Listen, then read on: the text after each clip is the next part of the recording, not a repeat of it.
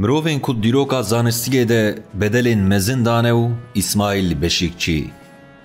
Niqaşên hevpar û cihêrengên İsmaîl Beşîkçî bi hin ramanger û zanyarên ku rîskên mezin kişandine û berdêla canê xwe dane eşkere bikin, ji ber ku wan bi israr rastiya ku dîroka zanista cîhanê de şope kiştiye û veguherandiye dibistanekê diparêzin. Em İsmaîl Beşîkçî baştir nas bikin.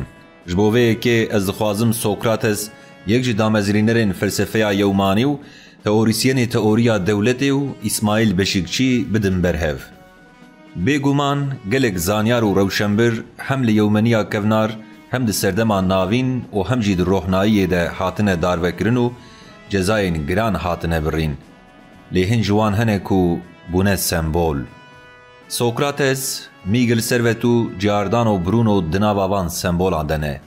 Sokrates zanyar û teorîsyenekê felsefî ku di Atînaya kevnar de matematîk, geometrî, astronomî û siyasetê fêrî ciwanan kiriye. Her wiha qurs û perwerdehiya felsefeyê jî daye. Felsefeya Sokrates bi exlaq û jiyanê re mijûl dibe. Li gorî wî nezanîn ber bi xerabiyê ve diçe. Mirovên zana dibin merd. Li gorî Sokrates fezîlet û zanîn yekin. Li gorî Sokrates exlaq ew ramaneke ku mebes cê qencî û xêrxwazî ye.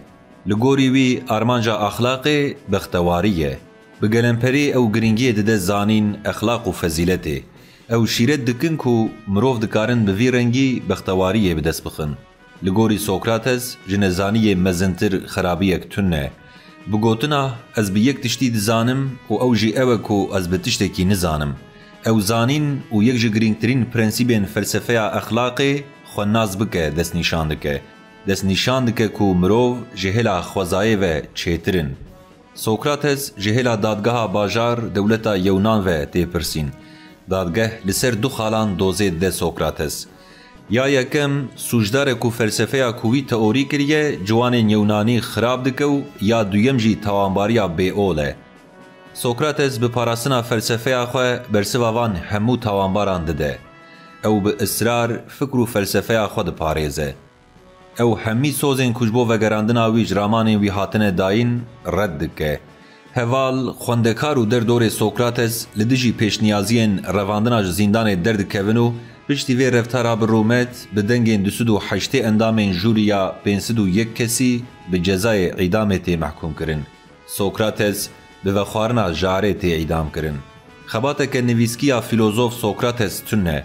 Xwendekarî wî Platon diyalogên Sokrates û parastina Sokrates nivîsandiye. Ramanger Kant ji Sokrates re dibêje îdeala aqil û Hegel jî dibêje li hengekê mirovahiyê filozofekê rastîn ku felsefeya xwe nivîsiye lê dijî. Piştî mirina wî dibistanên Sokrates hatin vekirin. Xwendekarê wî Platon û şagirtên wî ev tevgera felsefeyê domand. Çawa ku Sokrates zanyarî diparast û paş vegav neavêt, wî di dilê hemû mirovahiyê de textekê wek sembol ava kir. Weke ku tê dîtin Sokrates bi berdewamî û pêbawerî zanyarî diparast û ji ramanên xwe tawîz nedida. Ew jî hat îdam kirin. Ji ber ku wî ji bo tiştên ku jê bawer dikir ji fikrên xwe paş vegav neavêt. Mîna serpêhatiyên Sokrates, İsmaîl Beşîkçî tevî ku ji 1960 vir ve tevî cezayên dadwerî û îdariyên dewletê, îşkence û zîndanan, zanist û rêbaza zanistê parastiye û ji ramanên xwe paş vegav neavêtiye. Ew bi qasî 5 salan di dadgehên Tirkan de tên darizandin û zêdetirên 17 sala cezayê girtîgehê lê tê birîn. Çawa ku Sokrates ji aliyê dewlet bajarê Atînayê yê wê serdemê ve neçar ma ku sozên cihêreng ê ji ramanên xwe paş vegav biavêje û ew teklîf ji aliyê Sokrates ve nehatin qebûl kirin, heman pêşniyar û hişyarî jî ji İsmaîl Beşîkçî re hatin kirin. Mîna Sokrates, İsmaîl Beşîkçî jî teklîfên profesorên li zanîngeha Tirkiye red kir û ji fikrên xwe gavek jî bi paş de neavêt. Wî guh neda gefên eşkere û veşartîgehên dewletê. Çi fermî û çi nefermî ji rêya rastiyê derneket. Sokrates îtiraz kir ku hevalên Sokrates dixwazin wî ji girtîgehê birevînin, lêbelê Sokrates mirinê hilbijart. İsmaîl Beşîkçî jî li dijî pêşniyariyên hevalê xwe yên ku wê bibin derveyî welêt îtiraz kir û tercih kir ku dibin şert û mercên herî dijwar de li zîndanê bimîne. Mîna Sokrates wî tu carî daxwaza berdanê ya beraatê nedikir. Bi rastî di danişîna ku ez bûme şahid de یک ji parêzerên wî daxwaza beraatê ya li pêş dadgehê got ez bi ramanên parêzerê xwe û daxwaza beraatê wî napejirînim ji ber ku ez nesûjdarim. Ji ber vê yekê ez bi daxwaza beraatê nerazî me. Wekî ku tê dîtin Sokrates û İsmaîl Beşikçî di warê helwestê de di heman xalê de ne. Mîgil Serwet û İsmaîl Beşikçî ku sembolên dîroka zanista cîhanê ne xwedî heman helwestê ne. Mîgil Serwet 1509 1554 teolog, ilahiyatnaz, bijîşk, ernîgar, zanyarekî Spanî ku di warê matematîk, astronomî, anatomî, dermanxane û felsefeya dadrêsî de xwedî deng bû. Ji ber vê yekê Ewropî wî wekî hezarfenên Ewropayê bi nav dikin. Serwet ku di warê derman, dermanxane û anatomiyê de lêkolînên wî hene, ew zanyarê yekem e ku gera xwînê li Ewropayê rast lêkolîn kiriye.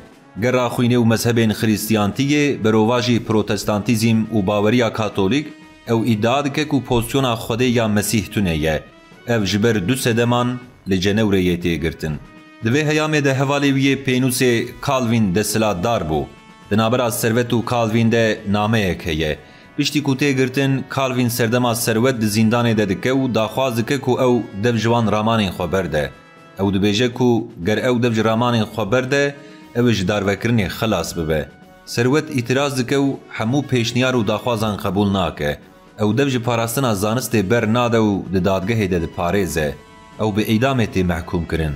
Ew ji hêla hevalê xwe Calvin ve hat darvekirin û ew zindî li terikan şewitandin. İsmaîl Beşikçî yekem kes bû ku dîroka komara Tirkiyeyê hezên kurdolojiya veşartî û antî-kurdolojî, teoriya zimanê rojê û prensîbên Kemalizmê deşîfre dike. Di demekê de ku rewşenbîr û siyasetmedarên Kurd li şûna peyvên Rojhilat û Şarq bikardanîn, wî ew agahiyên çew jî him red dikir û pûç dikir. Ew zanyareke ku pêşî li van rastî û tezê girtî û bi wêrekî ramanê xwe parastin. Rastiya ku ew zanyareke ku peyamên Kemalizmê yên Tirk û Misilmanan bi eşkereyî rexne dike û tevî gefên bi sedan salan ên cezakirinê jî ji parastina fikrên xwe du dil nabe. Nîşan dide ku İsmaîl Beşikçî xwediyê heman helwestê ye, mîna Mîgil Serwet e. Giordano Bruno 1548-1600 yek ji girîngtirîn fîlozofên İtalî yên felsefeya Rönesansê ye. Ew kahîn, astronom û okulîst e. Ew bi edebiyatê re jî eleqedar e. Bruno ji ber ku digot gerdûn bêdawî û yekreng e û ji bilî erdê gasrêkên din jî hene. Piştî ku dêra Katolîk a Romayê ji hêla lêpirsînê ve wî ji rêderketê îlan kirin. Ji ber van îddiayan hat darizandin û li Romayê bi saxî wî şewitandin. Tê gotin ku ger Bruno dev ji ramanên xwe berde dêneyê eydam kirin. Lêbelê Bruno teklîfê qebûl nake û tercih dike ku bi parastina zanistê were darvekirin. Diyalog di navbera nivîskar rojnamevanên Norweçî Eugene Sisarjin û İsmaîl Beşikçî de heye ku sala 1994 de wekî temaşevan beşdarî rûniştina İsmaîl Beşikçî bûbû.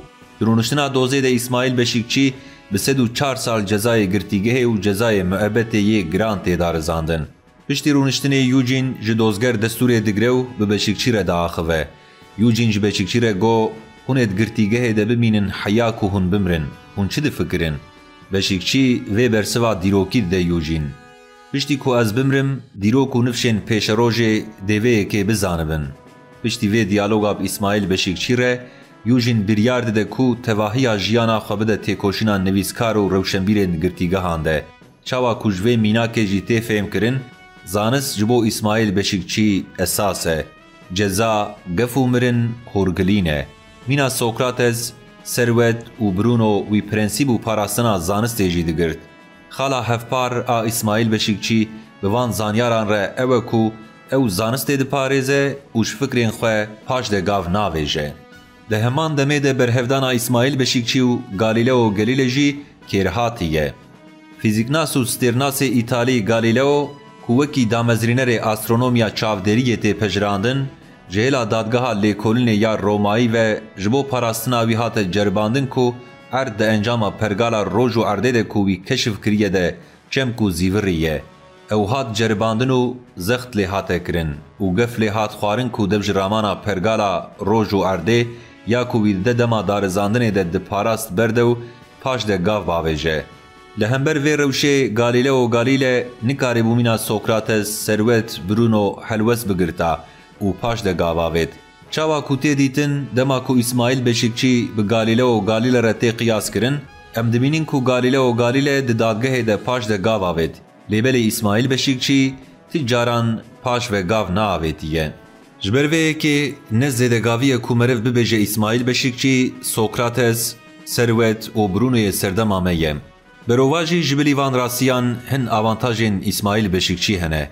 دو قناغین جرین این گوتاره ده دجبر هفدان المین بزانیار و رامانوارین دن روره دیتن کو اسماعیل بشکچی جزانیارین کو من باز کر خودی جوهرین جیهیه.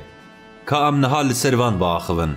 از فکرم کو مروف چاوه خواه بده بر هفدان اسماعیل بشکچی به فانس فانون ره یک جرامانوارین کو جیهان زانستی ده بتزین خوین لسر نجات پرستی و کولونیالیزم نافداره. اسماعیل بشکچی مینا فرانس فانون رامانوره که کود 5 سال زیادتر خباتا خویا لسر پرگالا کولونیالیزم تیزانین. فرانس فانون جهلا گلک سیاستمدار و زانیار و وکی یک جی گرینگترین رامانوار سردمه تی حسباندن که آناتومیا پرگالا نجات پرستی و کولونیالیزم آنالیز کرو پرگالا کولونیالیزم به هفکاریا بزانستا پسیکیاتریه و آنالیز کر. فانون جهلا کولونیا فرانسی یا مارتقونیه و رشه د خباتا خود وی پر جاران لسر قولونی کرنا جواتا رش فکری و آنالیزین گرین کر. لسرانسر جیهان گلک زانیار و سیاست مدارجی جوی الهام گرتنه. رامانگر ایرانی علی شریعاتی و شورشگر انترناسیونالیست چکوورا دناوان دنه. فرانس فانون بالکشانسر جواکا قولونیالیست و حولدا کجبورزگاریا جواکا خو لیکولین آنالیز و تئوریان چه بکه. بیشک جواکین دن جبو آزادیا خواه جتزین وی سود ورگرتنه. لالیه دن اسماعیل بشکچی آنالیزین کو پرگالا کولونیالیست بجواک ناسی دیروک و زانستا سیاسی و گره دده کر. میناک تثبیتا کردستان یا اسماعیل بشکچی کردستان قولونی جنین گلکی گرینگه. آنالیز آوان آل سر و مجار بالکشه. او ببردوامی دیار دکه کو تایبتمندین ستاتویا قولونیا کلاسیک لکردستان تونه. جبروه که کو کردستان وکی قولونی نایب ناف کرن و او خودی ستاتویه که جیر قولونیه. جخین جیوه پرسکره که کرد که او ببردوامی بحث دکه برواجی سیاست مدار و روشنبیرین کرد چیه؟ پرسا کردستان چیه؟ برسواویا پرسان خالا سیگوشه کرنه یا تثبیت کرنا کرد و پرسا کردستانه یه. برسواوی اوه کردستان ده دسپیکا 100 سالا بیستان ده حات دابش کرن پرچه کرن، پارو کرن و مافی دولت که سربخوا به دست نخست. پر گرینگ کو مروف تثبیت بکه کو دناوا کردان ده کیماسیا هشمندیا نتوی هیه و بیجن کو ترک، عرب و فارز هر یک جوان کردستانه که هیه لیا کردان تونه.